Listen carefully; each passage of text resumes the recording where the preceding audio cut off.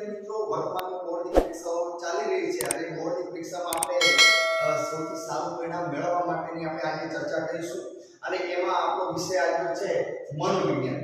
મનોવિજ્ઞાન વિષયમાં આપણે પાસ થવું ખૂબ જ જરૂરી છે અને પાસ થવા માટે માત્ર ને માત્ર આપણે 3 પાઠ તૈયાર કરવાના છે અને એ 3 પાઠ કયા છે એની આપણે આજે ચર્ચા કરીશું અને સૌથી વધુ માર્ક્સ મેળવવા માટે આપણે કેવી રીતે તૈયારી કરવાની છે એ પણ ચર્ચા કરીશું. તો જોઈએ સૌપ્રથમ 3 પાઠો છે. પાઠ નંબર પહેલો સંવેદન, ધ્યાન અને પ્રત્યક્ષીકરણ. એ આપણા પ્રશ્નપત્રમાં 12 માર્ક્સનો પાઠ પૂછાવાનો છે. જ્યારે બીજા નંબરનો પાઠ છે શીખવાની ક્રિયા. એ આપણા પ્રશ્નપત્રમાં મનોવિજ્ઞાનના પેપરમાં 14 માર્ક્સનો પૂછાવાનો છે. જ્યારે ત્રીજા નંબરનો પાઠ છે પાઠ બુદ્ધિ, એ પણ આપણા પ્રશ્નપત્રમાં 12 માર્ક્સનો પૂછાવાનો છે. જેથી આ 3 પાઠનો ટોટલ ગુણાંકન છે 38 માર્ક્સનું. આપણા મનોવિજ્ઞાનના પેપરમાં 100 માર્ક્સના પેપરમાંથી માત્ર ને માત્ર આ 3 પાઠોમાંથી 38 માર્ક્સનું પૂછાય છે. એ સૌથી પાસ થવા માટે ખૂબ જ અસરકારક છે. અને આ ત્રણેય પાઠો એટલા હાર્ડ પણ નથી, એકદમ આપણા મનોવિજ્ઞાનના પુસ્તકમાં સરળમાં સરળ આ 3 પાઠો છે. એની આપણે ચર્ચા કરીશું. હવે પ્રશ્નપત્રનું પહેલા માળખું સમજી લઈએ, કેવી રીતે પ્રશ્નો પૂછાય છે. તો આપણા મનોવિજ્ઞાનના પેપરમાં કુલ 100 માર્ક્સના પેપરમાં કુલ 5 વિભાગો પૂછાય છે. વિભાગ એ, વિભાગ બી, વિભાગ સી, વિભાગ ડી અને વિભાગ ઈ. કુલ પ્રશ્ન પત્રનું માળખું. હવે પ્રથમ વિભાગમાં કુલ 1 થી 10 પ્રશ્નો હશે. 1 થી 10 પ્રશ્નો અને એના ગુણ રહેશે 10 ગુણ. વિભાગ 2 માં 11 થી 20 પ્રશ્નો હશે. 11 થી 20 પ્રશ્નો, એના ગુણ રહેશે 10 ગુણ. વિભાગ સી માં આપણે કુલ પ્રશ્નો 21 થી શરૂ થશે. 31 સુધી કુલ 11 પ્રશ્નો પૂછાશે, જેના ગુણ રહેશે 22 ગુણનો. આ વિભાગ સી નો છે. જ્યારે વિભાગ ડી માં 32 થી 42 સુધીના પ્રશ્નો હશે, જેના કુલ પ્રશ્નો 11 રહેશે અને એનો ગુણભાર કુલ વિભાગનો 33 ગુણનો છે. અને વિભાગ ઈ એક પ્રશ્ન 5 ગુણનો રહેશે. એવા કુલ 5 પ્રશ્નો પૂછાશે 43 થી 47 સુધીના, એના કુલ ગુણ રહેશે 25 ગુણ. હવે આપણે આપણા પ્રશ્નપત્રમાં દરેક વિભાગમાં સૌપ્રથમ આ 3 પાઠ પૂછાશે, જેના પ્રશ્નો 3 પ્રશ્નો શરૂઆતના રહેશે. હવે તમે શરૂઆતના પ્રશ્નો તમને આવડતા હશે આ 3 પાઠના, તો આ પ્રશ્નપત્રમાં આગળના પ્રશ્નો લખવામાં પણ તમને તમારું મગજ સાથ આપશે, તમારી માનસિકતા તમને સાથ આપશે. કારણ કે ઘણી વખત આપણને કોઈ પ્રશ્ન કોઈ નથી આવડતો, એના કારણે આપણને ડર લાગે છે, ગભરાટ લાગે છે, જેનાથી આગળના પ્રશ્નો આવડતા હોય એ પણ ભૂલી જવાય છે. તો અહીંયા તો સૌપ્રથમ તમે 3 પાઠ તૈયાર કર્યા છે, જેના કુલ ગુણભાર 38 છે અને એ શરૂઆતના દરેક વિભાગોમાં શરૂઆતના પ્રશ્નો છે, તમને આવડે છે. તો આગળનું લખવા માટે પણ તમને તમારી માનસિક રીતે તમે શાંત અનુભવશો, શાંતિ અનુભવશો, આનંદ થશે તમને. તો આગળના પ્રશ્નો લખવામાં પણ તમને ઘણો એવો ફાયદો થશે. હવે આપણે વાત કરીએ કે દરેક પાઠમાં શું શું પૂછાય છે. તો સૌપ્રથમના પાઠમાં સંવેદન, ધ્યાન અને પ્રત્યક્ષીકરણ વિશે પાઠ છે. તો સંવેદન એટલે શું? સંવેદન એટલે આપણી જ્ઞાનેન્દ્રિયો દ્વારા, આંખ, નાક, કાન દ્વારા જે કંઈ પણ ઉદ્દીપકનો અનુભવ થાય છે એ સંવેદન કહેવામાં આવે છે. સંવેદનના કુલ 5 પ્રકારો છે. દ્રષ્ટિ સંવેદન, શ્વાન સંવેદન, ગંધ સંવેદન, ત્વચા સંવેદન, જેવા કુલ 5 પ્રકારો છે. એ 5 પ્રકારોમાંથી કોઈ પણ એક પ્રકાર 5 માર્ક્સ માટેનો પૂછાશે. તેમજ બીજા નંબરનો ટોપિક છે ધ્યાન. ધ્યાન એટલે શું? આપણે માનસિક રીતે કોઈ પણ ઉદ્દીપક પ્રત્યે એકીકૃત થવાની ક્રિયાને આપણે ધ્યાન તરીકે ઓળખીએ છીએ. તો અહીંયા ધ્યાનમાં પણ એવા પ્રશ્નો, ધ્યાન નોર્મલ છે કે ભાઈ ધ્યાનનું પહેલા સ્વરૂપ જણાવો, ધ્યાનના લક્ષણો જણાવો, તેમજ ધ્યાનના નિર્ધારકો જણાવો. હવે ખાસ વારંવાર દર વર્ષે પૂછાતો પ્રશ્ન છે કે ધ્યાનના નિર્ધારકો જણાવો. ધ્યાનના 2 નિર્ધારકો છે, તો વસ્તુલક્ષી નિર્ધારકો અને બીજું છે વ્યક્તિલક્ષી નિર્ધારકો. હવે વસ્તુલક્ષી વસ્તુલક્ષી નિર્ધારકો અને વ્યક્તિલક્ષી નિર્ધારકોમાં ક્યારેક બોર્ડનું પ્રશ્નપત્ર જ્યારે સ્થપાતું હોય ત્યારે આ પ્રશ્ન આપણને બુલેટ પેપરમાં પૂછવામાં આવતો હોય છે. એટલે કે ધ્યાનના વસ્તુલક્ષી નિર્ધારકોની જગ્યાએ ધ્યાનના બાહ્ય નિર્ધારકો સમજાવવું. એમાં આપણને વસ્તુલક્ષી નિર્ધારકો વિશે ખબર છે પણ બાહ્ય નિર્ધારકો વિશે ખબર નથી. તો વસ્તુલક્ષી અને બાહ્ય એક જ બાબત છે. બીજું છે ધ્યાનના વ્યક્તિલક્ષી નિર્ધારકો જણાવો. તો વ્યક્તિલક્ષી નિર્ધારકોની જગ્યાએ ઘણી વખત એવું પૂછાતું હોય છે કે ધ્યાનના આંતરિક નિર્ધારકો જણાવો. તો આ બાબતનું ખાસ આપણે ધ્યાન રાખવાનું છે કે ધ્યાનના વસ્તુલક્ષી નિર્ધારકો એટલે ધ્યાનના બાહ્ય નિર્ધારકો અને ધ્યાનના વ્યક્તિલક્ષી નિર્ધારકો એટલે ધ્યાનના આંતરિક નિર્ધારકો. જે વ્યક્તિમાં રસ રુચિ એના આધારે કોઈ પણ ઉદ્દીપક તરફ ધ્યાન ખેંચાતું હોય તેને આંતરિક અને વસ્તુલક્ષીમાં વસ્તુના સંદર્ભમાં કે કોઈ વાહન છે, વાહનની તીવ્રતા કેટલી છે, એની પહોળાઈ કેટલી છે, એમાં રંગ કેવા પ્રકારનો છે, એના આધારે આપણું ધ્યાન ખેંચાતું હોય છે એની તીવ્રતાના આધારે. એના પછી ત્રીજા નંબરનો ટોપિક છે પ્રત્યક્ષીકરણ. પ્રત્યક્ષીકરણ એટલે શું? એ આપણને સંવેદનથી ધારો કે આપણને કોઈક 100 મીટરના અંતરથી અવાજમાં બૂમ મારે છે અને આપણી જ્ઞાનેન્દ્રિયો દ્વારા એનું સંવેદન થાય છે કે ભાઈ આપણને અવાજ સંભળાયો છે, અવાજ આ વ્યક્તિનો સંભળાયો છે, એનાથી આપણને સંવેદન થાય છે. એ હવે સંવેદનનું જ્યારે આપણે અર્થઘટન કરતા હોઈએ છીએ કે ભાઈ અવાજ જે છે, અવાજ કેટલાથી આવ્યો, કોનો અવાજ છે અને એની તીવ્રતા કેટલી હતી. ધારો કે 100 મીટરના અંતરથી કોઈ બૂમ મારે છે તો તમે એને પ્રત્યક્ષીકરણમાં એવું જ માનો છો કે ભાઈ વ્યક્તિએ 100 મીટરના અંતરથી આપણને બૂમ મારી છે. આપણા નજીક આવીને કોઈ આપણને કહેશે તો આપણને લાગશે કે આ નજીકથી બોલ્યો છે, દૂરથી બોલ્યો છે વગેરે વગેરે. તો કોઈ પણ સંવેદનનો અનુભવ થાય છે તેનું આપણે અર્થઘટન કરીએ છીએ જેને પ્રત્યક્ષીકરણ તરીકે ઓળખવામાં આવે છે. પ્રત્યક્ષીકરણમાં એક પ્રશ્ન છે 5 માર્ક્સમાં પૂછાઈ શકે છે કે પ્રત્યક્ષીકરણમાં સંગઠનના નિયમો જણાવો. એમાં સમાનતા, સમીપતા, પૂરકતા, સમાવેશકતા કુલ 4 પ્રકારો છે. એટલે નોર્મલ જ છે બધું. તો આ ચેપ્ટર આપણું પ્રથમ છે. નોર્મલ જ છે, કશું જ નથી. સંવેદનના પ્રકારો. બીજું છે ધ્યાનનું લક્ષણ, ધ્યાનનું સ્વરૂપ અને ધ્યાનના વસ્તુલક્ષી અને વ્યક્તિલક્ષી નિર્ધારકો અને પ્રત્યક્ષીકરણમાં સંગઠનના નિયમો વિશે આ ચેપ્ટર માત્ર ને માત્ર આટલા ટોપિક તૈયાર કરવાના છે. 3 ટોપિક તૈયાર કરશો તો તમને 12 માર્ક્સ મળશે. એકદમ સરળ ટોપિક છે અને આપણા જીવનમાં વારંવાર આપણે એનો અનુભવ કરેલો છે એવો ટોપિકો છે. માટે સૌથી સારા માર્ક્સ મેળવવા માટે આ પ્રથમ નંબરનું ચેપ્ટર ખૂબ જ મહત્વનું છે.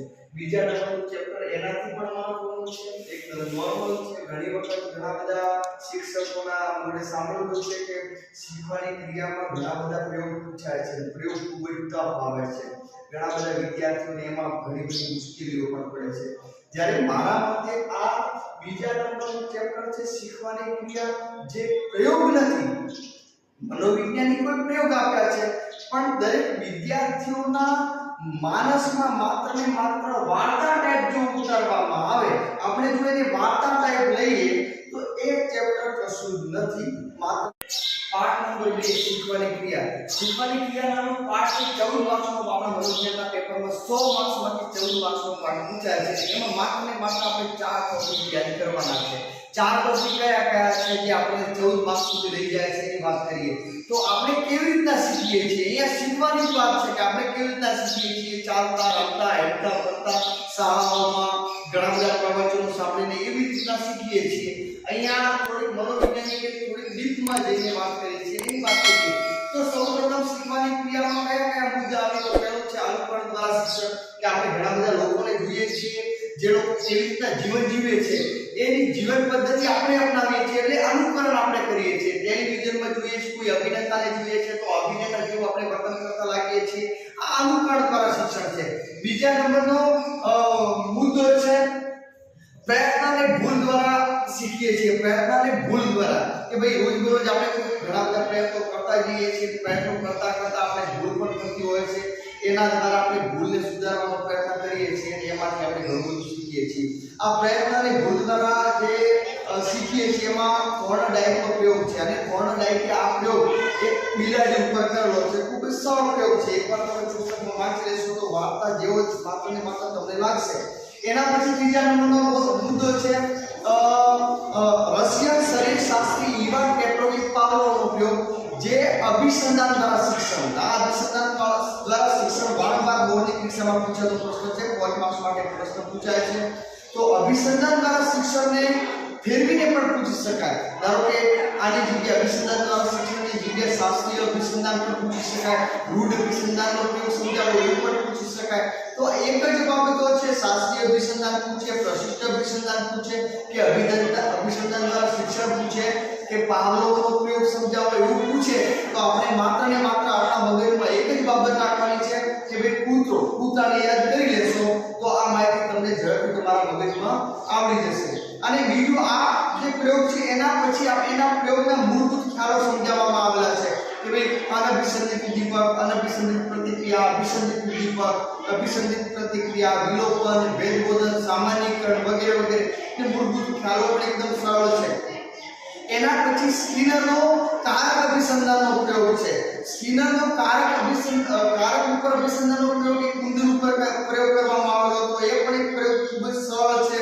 એ પ્રયોગમાં ખાસ એક બાબત એના મૂળભૂત ખ્યાલોની સમજૂતી પણ આપવામાં આવેલી છે કે જે કૂતરાના પ્રયોગમાં જે ઇવાન પેટ્રોવિચ પાવલોવે પ્રયોગની સમજૂતી આપી હતી એના મૂળભૂત ખ્યાલોમાં ઉદ્દીપક, અનભિસંધિત ઉદ્દીપક, સામાન્યીકરણ, પ્રબલન, વિલોપન, ભેદબોધન. તો આ કહી શકાય સ્કિનરના કારક અભિસંધાનના પ્રયોગમાં, ઉંદરના અભિસંધાનના પ્રયોગમાં પણ એક પ્રકારના મૂળભૂત ખ્યાલો છે.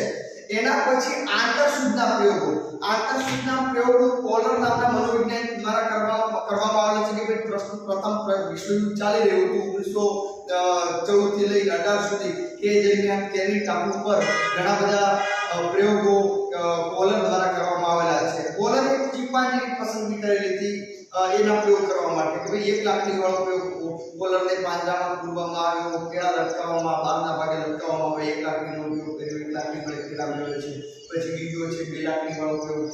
થોડોક આ અભિસંધાનને બધું ગાઢતા આપે છે કે ભાઈ 2 લાકડી યુઝ કરી છે, નાની લાકડી, એક મોટી લાકડી કેળા લેવા માટે એને આંતરસૂઝ પ્રાપ્ત થાય છે. 2 લાકડી સાંધીને કેળા મેળવે છે. એના પછી ખોખાવાળો પ્રયોગ કે ભાઈ એક ઓરડો છે, ઓરડાની ઉપર કેળા લટકાવ્યા છે અને એમાં ખોખા ફિટ કરવામાં આવે છે. સૌપ્રથમ તો એ અજાણ છે કે ખોખાને ફિટ કરી જેમ કેળા મેળવેલું એ બાબતથી અજાણ છે એટલે ખોખાઓ આના ડાયરેક્ટ ભેગા કરીને કેળા મેળવવાનો પ્રયત્ન કરે છે. કેળા મળતા નથી પણ રમતા રમતા એક ખોખા ઉપર બીજું ખોખું ફિટ થાય છે અને એની આંતરસૂઝ જાગે છે. ત્રણે ત્રણ ખોખા ભેગા કરી અને એની પછડીની કેળા પ્રાપ્ત કરી લે છે. એટલે આટલા જ ટોપિકો છે, માત્ર ને માત્ર 5 ટોપિકો છે. તમને 14 માર્ક્સ લાવવામાં એકદમ સરળતા આવશે. એના પછી પાઠ નંબર છે 3 બુદ્ધિ. બુદ્ધિ એટલે શું? બુદ્ધિ એટલે શાણપણ. આપણે હોશિયારી ઘણા બધા નામ આપીએ છીએ. બુદ્ધિ એટલે શાણપણ, બુદ્ધિ એટલે હોશિયારી, અંગ્રેજીમાં ઇન્ટેલિજન્સ તરીકે ઓળખવામાં આવે છે. હવે બુદ્ધિ માપવાનું સૂત્ર પણ છે. બુદ્ધિ માપવાનું સૂત્ર માસિક વય ભાગ્યા શારીરિક વય ગુણ્યા 100. આપણે એના એક કોષ્ટક આપેલું છે. ચર્ચા નથી કરતા, તમે કોષ્ટક જોઈ લેજો. હવે આપણે પાઠ નંબર 3 ની ચર્ચા કરીએ. બુદ્ધિ પાઠે આપણા બોર્ડના પ્રશ્નપત્રમાં 12 માર્ક્સનું પૂછાય છે.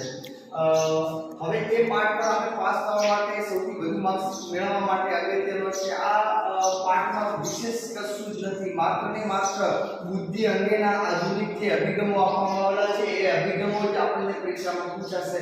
કયા કયા અભિગમો છે? કુલ 5 અભિગમો છે અને એમાંથી પોઈન્ટ માર્ક્સમાં 2 અભિગમો ખાસ વારંવાર પૂછાતા છે. એક તો જેપી દાસનો પાસ સિદ્ધાંત, પાસ PASS. એ 4 ટોપિકો આ પાસમાં સમાયેલા છે. પીપોટ પ્લાનિંગ વગેરે વગેરે. આ પ્રશ્નને તૈયાર કરવો એકદમ ઈઝી છે. ખાલી માત્ર ને માત્ર પાસનું ફૂલ ફોર્મ આવી જાય એટલે આપણને આ પ્રશ્ન આવડી ગયો એમ જ સમજી લેવાનું. બીજો છે ગાર્ડનરનો બહુવિધ બુદ્ધિનો સિદ્ધાંત. મોસ્ટ આઈએમપી પ્રશ્ન પરીક્ષામાં 100% 5 માર્ક્સનો પૂછાતો પ્રશ્ન છે. વારંવાર પૂછાતો પ્રશ્ન છે કે ગાર્ડનરનો બહુવિધ બુદ્ધિનો સિદ્ધાંત. એમાં 8 મુદ્દાઓ છે કે ભાઈ તાર્કિક ગાણિતિક બુદ્ધિ, ભાષાકીય બુદ્ધિ, અવકાશી બુદ્ધિ, નૈસર્ગિક બુદ્ધિ વગેરે વગેરે. એના વિશે બધું ચર્ચા નથી કરતા પણ આ 5 માર્ક્સનો આઈએમપી ખૂબ જ પ્રશ્ન છે. એના પછી સ્પીયરમેનનો દ્વિઘટક સિદ્ધાંત, સ્ટર્નબર્ગનો ત્રિપુટીનો સિદ્ધાંત, જીલ્પરનો ત્રિપરિમાણાત્મક સિદ્ધાંત, ગાર્ડનરનો બહુવિધ અને જેપી દાસનો પાસ. આ સિદ્ધાંતો ખાસ અગત્યના છે. આમાંથી બે સિદ્ધાંતો 100% પૂછી શકશે. માટે પાંચે પાંચ સિદ્ધાંતો તમે આંખો મેચીને તૈયાર કરી જ નાખો. એના પછી બુદ્ધિ કસોટીઓ વિશે પણ પૂછવાનું છે કે રેવણની બુદ્ધિ કસોટીઓ, બુદ્ધિ તુલાઓ વિશે સમજી આપો. અને એના પછી આ ચેપ્ટરમાં માત્ર ને માત્ર પ્રતિભા સંપન્ન જે બુદ્ધિઆંકના આધારે ભાઈ 70 બુદ્ધિઆંક હોય તો અતિમંદ તરીકે ગણવામાં આવે છે, 130 ઉપરનો બુદ્ધિઆંક હોય તો પ્રતિભા સંપન્ન વ્યક્તિને ગણવામાં આવે છે. પ્રતિભા સંપન્ન કોણ હોય તો હોશિયાર, અતિ હોશિયાર વ્યક્તિ હોય છે, તેમાં મૌલિકતા, સર્જનાત્મકતા જોવા મળતી હોય તેને કહી શકાય કે પ્રતિભા સંપન્ન તરીકે ઓળખવામાં આવે છે. વારંવાર પૂછાતો પ્રશ્ન છે કે પ્રતિભા સંપન્ન વ્યક્તિઓના લાક્ષણિકતાઓ જણાવો. કે એકાંત પ્રિય હોય, અતિ હોશિયાર હોય, મૌલિકતા હોય, સર્જનાત્મકતા હોય, વાંચન પ્રિય હોય, જેનો બુદ્ધિઆંક 130 કરતાં વધુ હોય. એના પછી બીજો પણ પૂછાતો પ્રશ્ન છે કે ભાઈ અતિ મંદ વ્યક્તિઓની લાક્ષણિકતાઓ જણાવો. કે ભાઈ પોતાના જે રૂટીન કાર્યો કરવામાં પણ એ નિષ્ક્રિય હોય છે, મૌલિકતા હોતી નથી, સર્જનાત્મકતા હોતી નથી, કોઈ કાર્ય કરવામાં ઘણી બધી મુશ્કેલીઓ પડતી હોય છે, તેની મનોદુર્બળ તરીકે ગણવામાં આવે છે.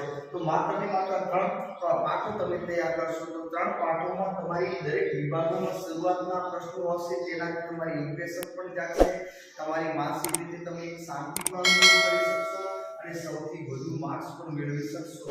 બરોબર? તો